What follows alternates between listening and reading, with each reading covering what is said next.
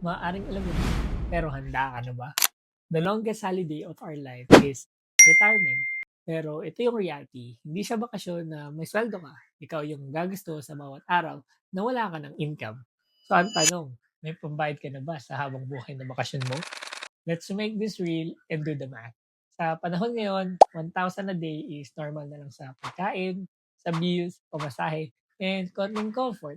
So that's around 30,000 a month and 360,000 a year. For example, mag-retire ka at age 60, mabuhay ka hanggang 80, that's 20 years. So 360,000 times 20 equals 7.2 million.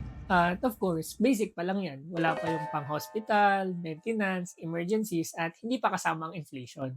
And most likely, mas mataas pa dyan ang kailangan mo. Ngayon, ito yung tanong na iniiwasan ng karamihan.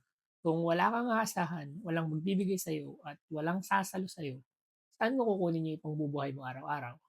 And take note, hindi lahat umaabot sa retirement. Pero akala mo ba libre mamatay? Di ba hindi rin?